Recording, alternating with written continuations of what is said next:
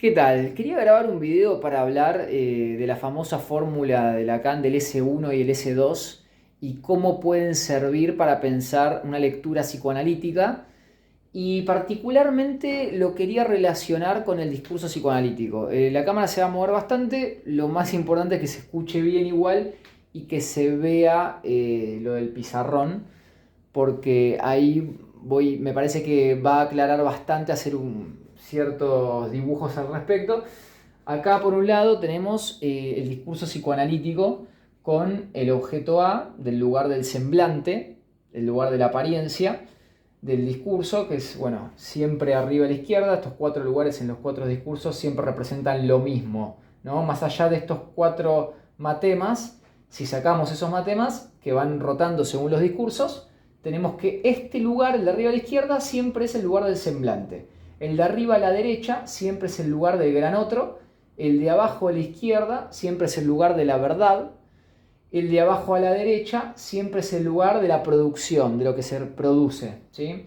Este es el lugar del trabajo también. El lugar del gran otro es el lugar que trabaja.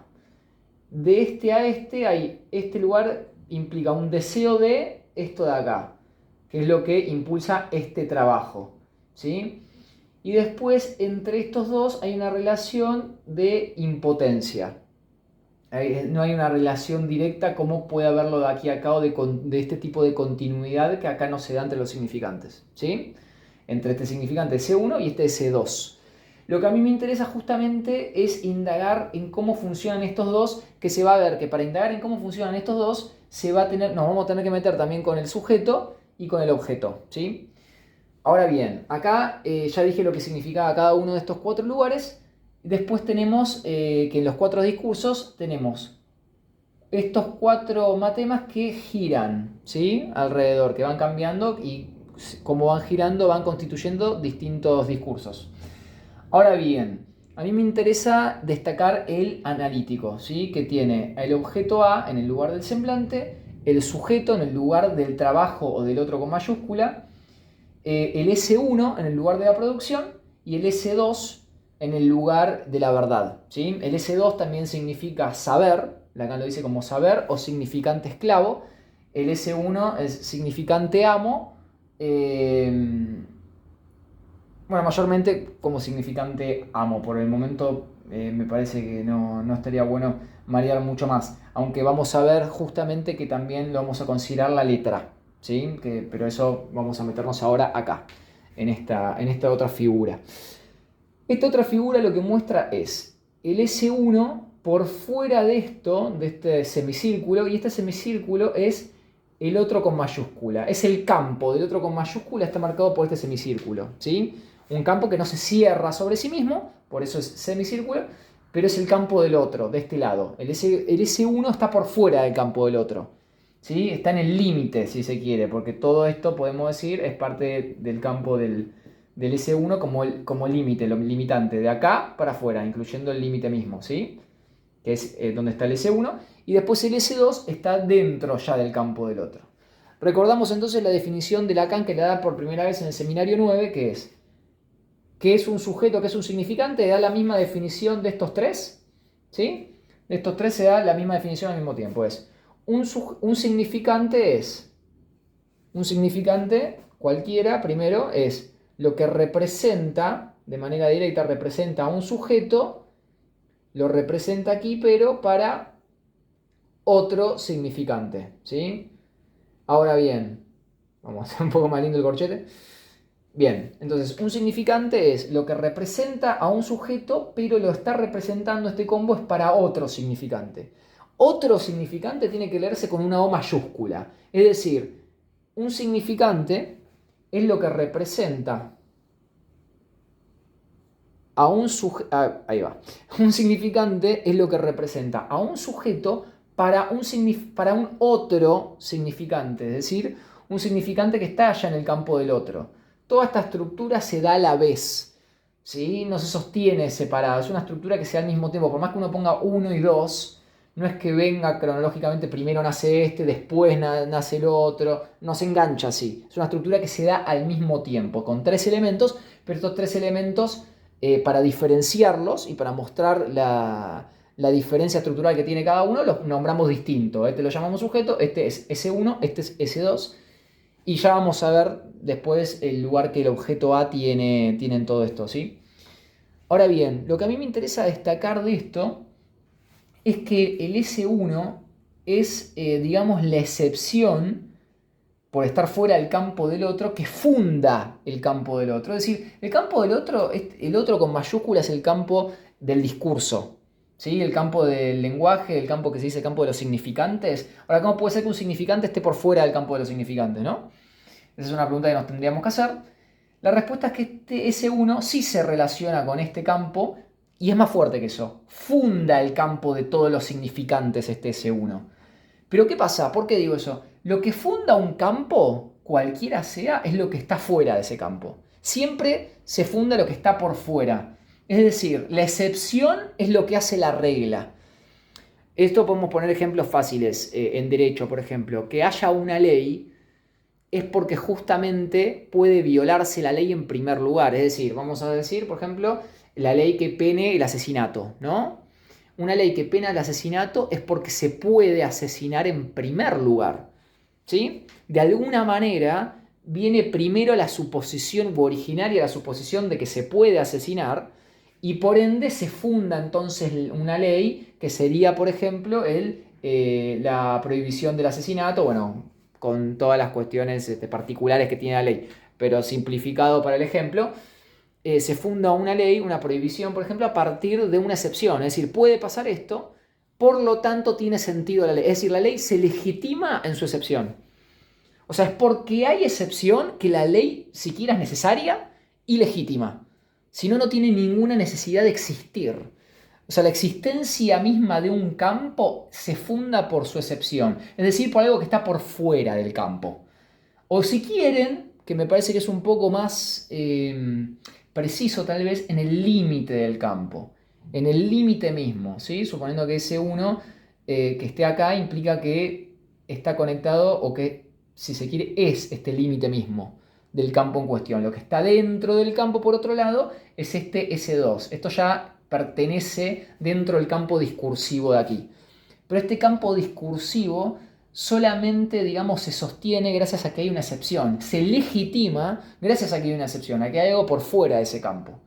Entonces, esa es la estructura principal del S1 y el S2. El S2 es el que está dentro del campo del otro, el saber.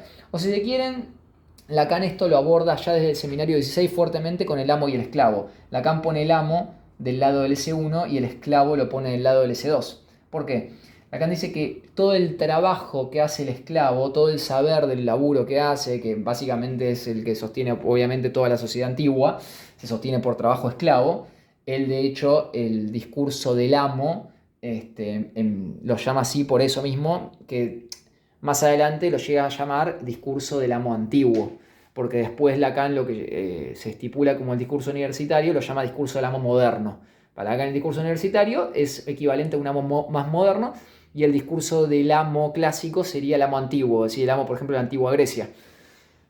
Donde, de nuevo, ¿no? Para que se entienda también esta diferencia desde otro punto de vista, lo podemos abordar como lo hace Lacan, que es el S1 como significante del amo, este como significante del esclavo. ¿Por qué? Porque todo el trabajo que sostiene toda la producción y toda la sociedad de la Grecia antigua, por ejemplo, empieza o se legitima justamente en el amo como lugar del cual se sostiene la legitimidad del esclavo como tal. Es decir, que el esclavo, por supuesto que es recíproco, porque ustedes podrían decir también, bueno, pero el lugar mismo del amo. No tiene ningún sentido que haya un amo o que se le llame a algo un amo si no hay tampoco justamente el esclavo. Justamente son lugares, no lejos de ser opuestos, son lugares recíprocos, con una diferencia muy clara, donde hay uno, digamos, que de todas maneras vamos a decir que funda principalmente el campo. ¿Por qué el amo y no el esclavo sería el que funda el campo? En este caso, porque es el esclavo el que está como sostén mismo de la sociedad. Pensemos en la sociedad como un discurso. El sostén mismo discursivo de la sociedad, lo que tiene la sociedad en la espalda, es el trabajo esclavo. Es el saber del esclavo. Si el esclavo se va de ahí, la sociedad se desmorona completamente. O sea, Sócrates no se sabe preparar el desayuno, no sabe hacer una tostada, lo que fuere. Se necesita el esclavo para hacer todo. básicamente. Estoy exagerando, pero para que se entienda la idea. Entonces, en cambio los amos, por más que aporten si quieren cierto orden, cierta legitimidad a ese trabajo, que digan para dónde van las cosas con ese laburo, está bien, le dan cierta direccionalidad, pero el trabajo que sostiene todo eso es el que está en el campo del otro. De hecho, recordemos que dijimos antes que el campo, que este de arriba a la derecha, que Lacan siempre lo nombra como el lugar del otro con mayúscula, es el lugar del trabajo también.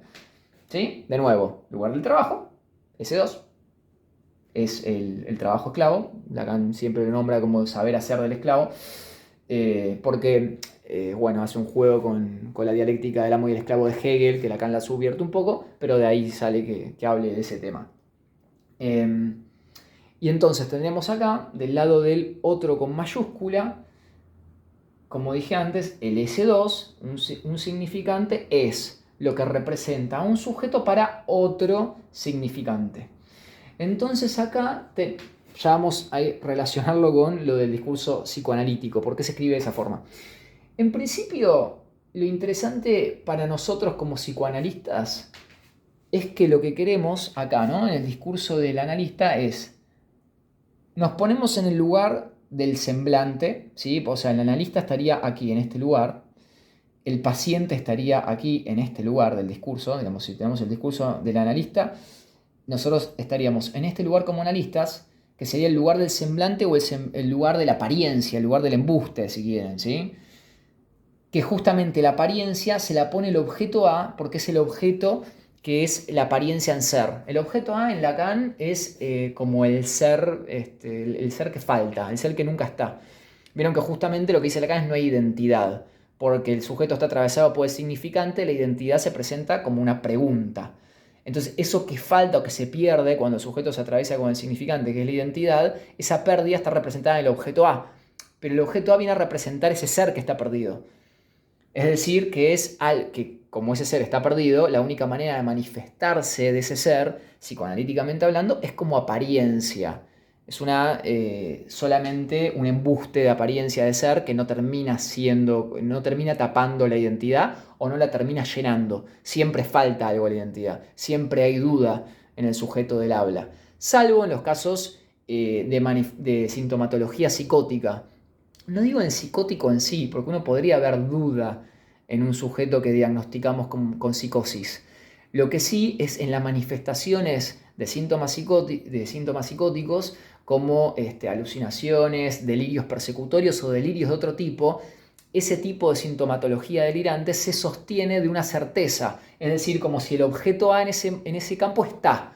Lo que dice Lacan en el seminario 3, antes de formalizar el objeto A, que lo empieza a formalizar a fines del seminario 9, y ya en el seminario A se dedica a empezar a formalizarlo más concretamente, aunque ya eso está empezado en el 9, es este tema de que el psicótico tendría el objeto, lo tiene en el bolsillo. Es una forma de decir de que tiene ese objeto que entonces tapa esa duda por la cual estaría atravesado por el significante, y lo que tiene entonces es certeza. Y desde ahí que produzca delirios, porque si un sujeto simbólico que se maneje con certeza, lo único que produce es esa locura que nosotros llamamos como psicosis, o esos síntomas de locura que llamamos síntomas psicóticos, que se dan justamente cuando no está esa pérdida de ser. Pero porque esa pérdida de ser lo que da es el lugar, ese agujero que es pregunta de la identidad. Y si no tenés pregunta, tenés certezas. Y tenés certezas, ¿qué pasaría si uno tuviera la certeza o estuviera entre comillas completo? Síntomas psicóticos. No es nada muy copado que digamos y no da solución mucho a nada del tema de la identidad. Pero bueno, eso es justamente lo que queremos destacar primero con este lugar. Entonces, el psicoanalista se pone en el lugar de semblante, es decir, pone a este objeto, que es justamente, si se quieren, la huella de ese ser que no está, lo ponen como una apariencia. Porque el sujeto neurótico asume que ese objeto puede estar de alguna manera recuperarse, de alguna manera dejar de tener dudas de su identidad, de alguna manera completar eso. Justamente tapar la duda. Por eso dice Lacan que el sujeto neurótico rechaza la castración, digamos, rechaza la duda implicada en esa falta de identidad. Pero nosotros ponemos a esa supuesta respuesta como un semblante, es decir, como una mentira. Nos ponemos en el lugar de sostener eso, pero para el discurso analítico se sabe que esto es semblante.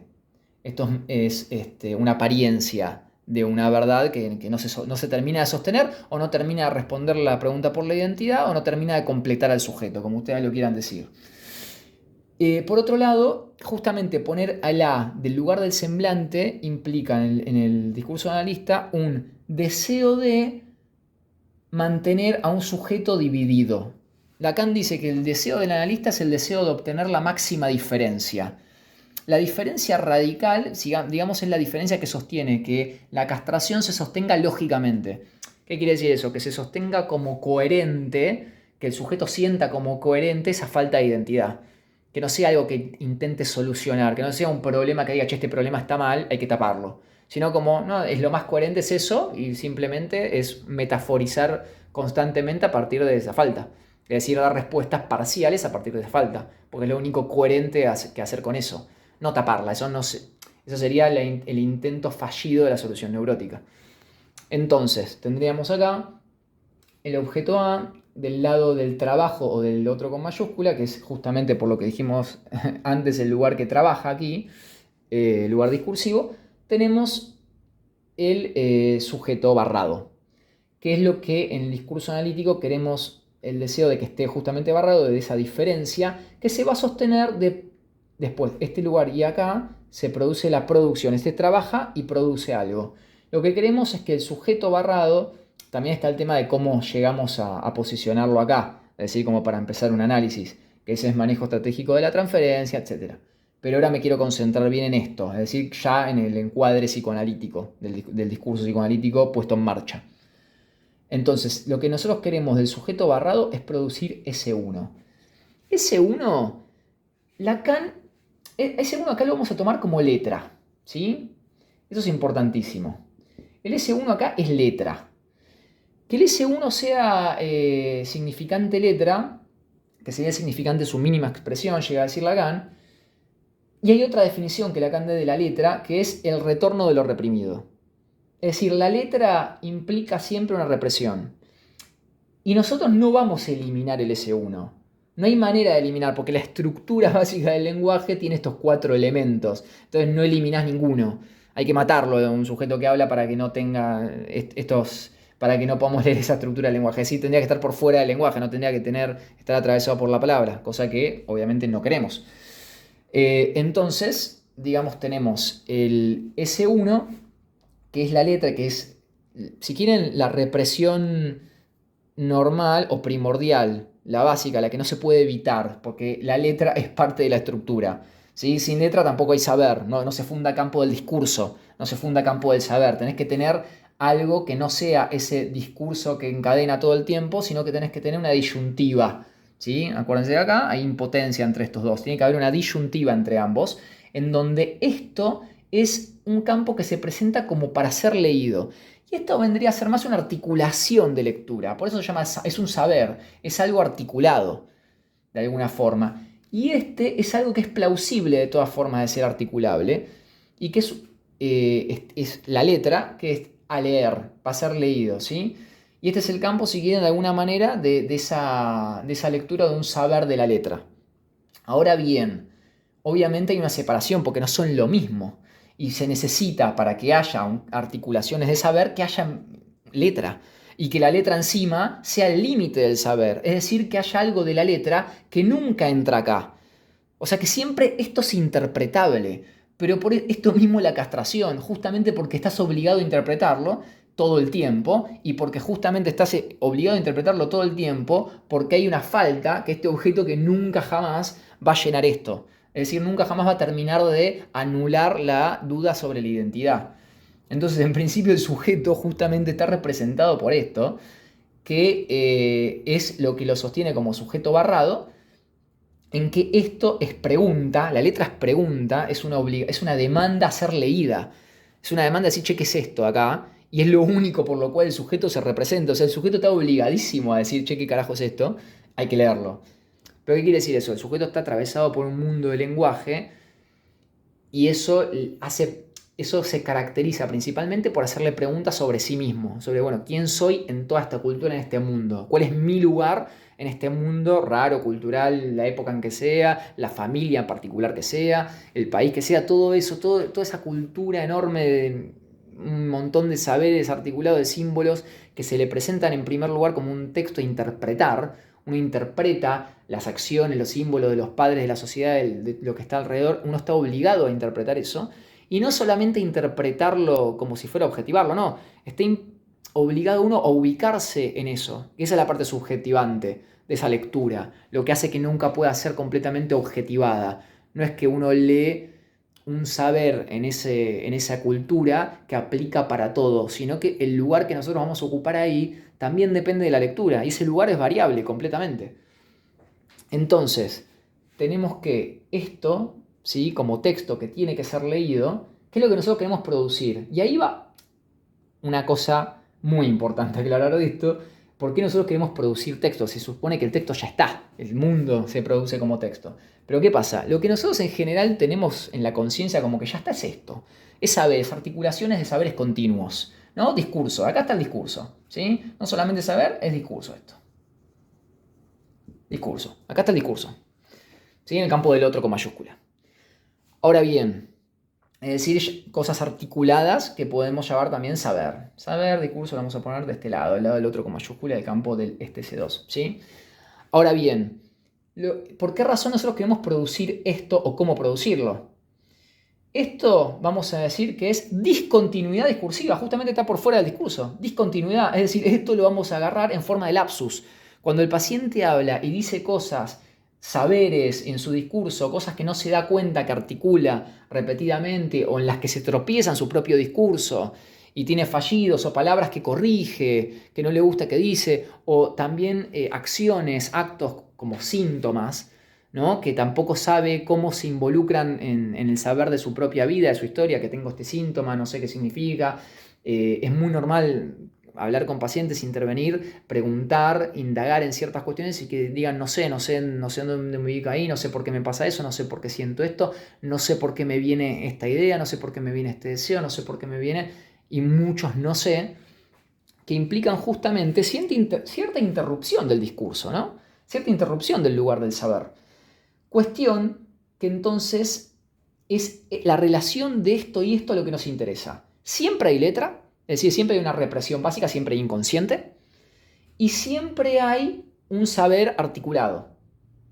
Y hay también siempre esta separación, algo que está justamente en ese límite, y que uno, de nuevo, la neurosis lo que hace es interpretar que esto que hace pregunta del sujeto, porque es la exigencia de lectura, es decir, yo no sé qué quiere decir, entonces, ¿qué es esto? Hay que leerlo. ¿Y qué es esto? Es lo mismo preguntarme qué soy yo, qué es el sujeto.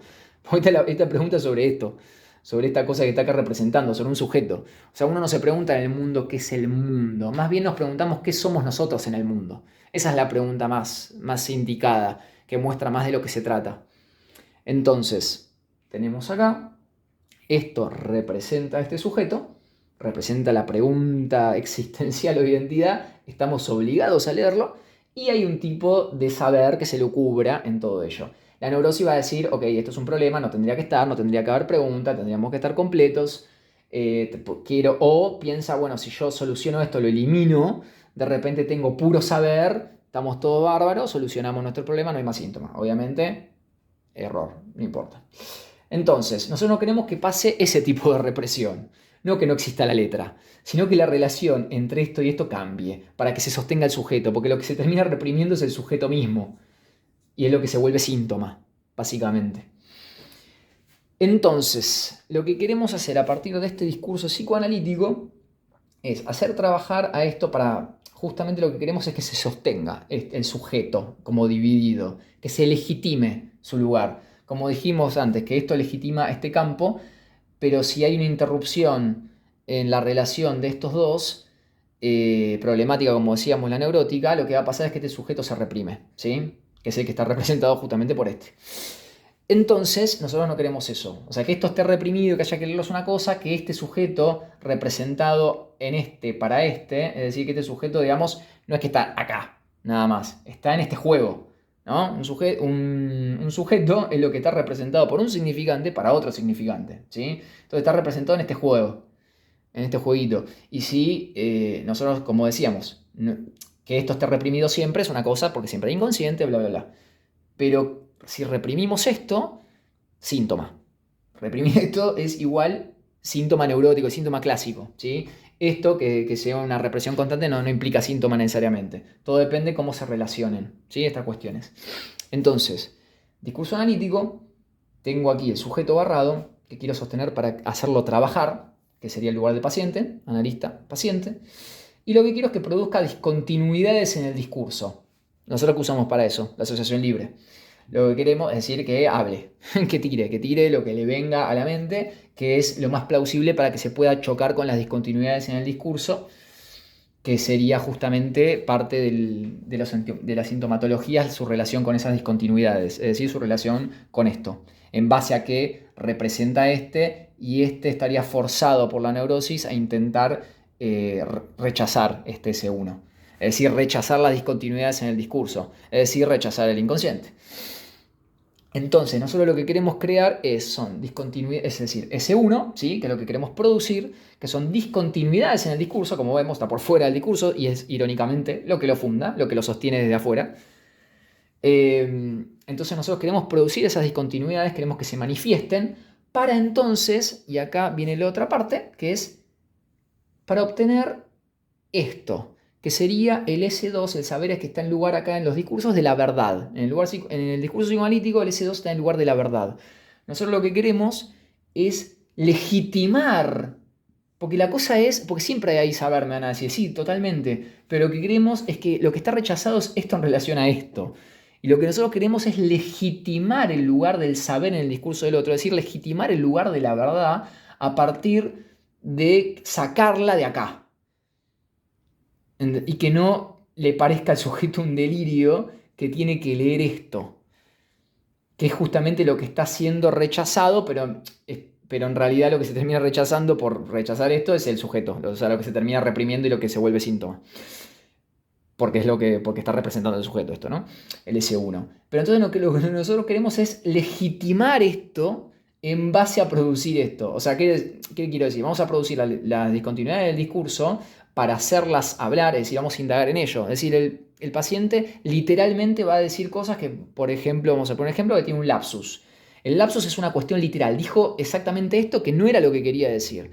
Nosotros en vez de dejar lo que, claro, no era lo que quería decir, vamos a seguir hablando en continuidades discursivas, vamos a decir, no, vamos a prestar atención sobre esa discontinuidad, sobre eso que no querías que aparezca, pero apareció de todas formas en tu discurso, o fue un tropiezo ese discurso, nos interesa eso a nosotros, vamos a decir entonces, vamos a prestarle atención a esto y vamos a indagar en ello, para ver si desde ahí aparece justamente ahora sí una articulación, pero que sea legitimada por esto. ¿Por qué? Porque partimos de acá. Porque nosotros le prestamos atención a esto para después crear esto y legitimarlo. Pero la cuestión es que sea legitimado. Es decir, que no parezca que es todo saber y parezca que esto no importa nada, es decir, el texto, esas discontinuidades discursivas, que no parezcan que son basura, sino que justamente están para ser justamente, no necesariamente, bueno, sí, digamos, articuladas o que de ello se desprende una articulación, vamos a decir así, que de esto se desprenda legitimar una articulación, porque salió en vías a que primero quisimos indagar acá. Entonces, en el discurso psicoanalítico se hace, digamos, se va a sostener el lugar del sujeto como trabajo siempre que lo que queramos producir sea discontinuidades discursivas en base a que la discontinuidad discursiva legitime un saber, una articulación de saber discursiva como una verdad, que va a ser algo con lo que el sujeto se va a tener que identificar. Es decir, el paciente nos va a poder mostrar si eso que se produjo es para él una verdad que tenga que ver con él, si el paciente se identificó con eso. Nosotros no podemos producir algo y decir que para nosotros era la verdad y que el paciente no la vio venir. No, si el paciente no la vio, si no lo atraviesa eso, si para el paciente no se identifica con eso, entonces no tuvo efecto de verdad y ya. Pero el movimiento sería ese. Traté de hacerlo más o menos dinámico para no hacer demasiado largo el video, pero me parecía interesante indagar en esto porque para mí lo más importante en absolutamente toda la enseñanza de Lacan, desde el principio hasta el fin, es la lógica significante. La lógica significante se basa principalmente en estas cuatro cositas, en que hay objeto A, hay S barrado, sujeto barrado, dividido, S2 y S1. Esos cuatro elementos son lo más importante y lo básico para explicar la lógica significante. Ver cómo esos elementos funcionan es fundamental. Y muchas veces hay muchas simplificaciones o lecturas extrañas con respecto a estos cuatro conceptos. Como se los intenta comprender muy rápido, se los agarra nada más en el seminario 17. Lacan empieza a formular esto, de toda su enseñanza implica esta formulación. Entonces a veces cuando se concentra a veces uno nada más en un solo seminario, en una clase, para ver cómo articuló en un párrafo estos dos, no es suficiente muchas veces para ver toda la dinámica de lo que está en juego acá, en mi opinión por lo menos.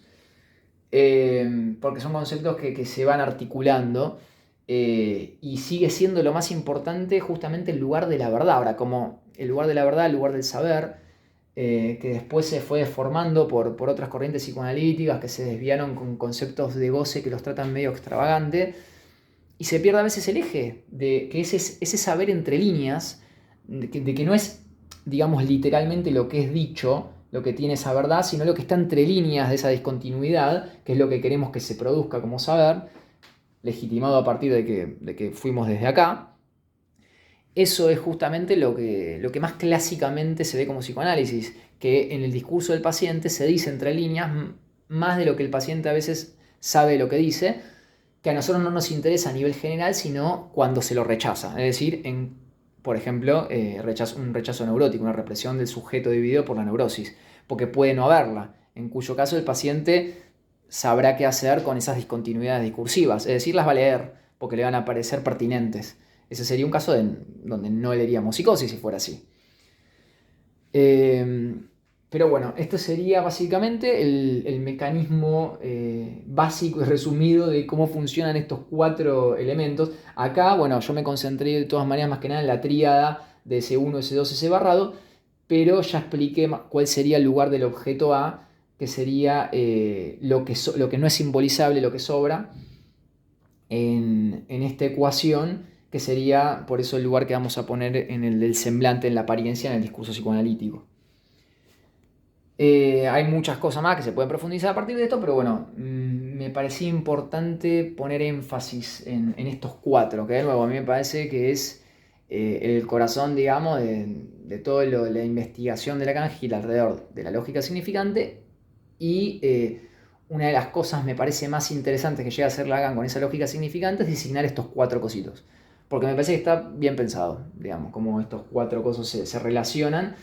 Estos cuatro elementos se relacionan y forman, digamos, una manera de leer cómo funciona el inconsciente y cómo nosotros podemos operar con eso bastante coherente. Me parece que en eso se ubica mejor que Freud en cómo aborda el lenguaje o esa lógica discursiva. Y una cosita más, esto es lo último. Con respecto al S1 y S2, sí,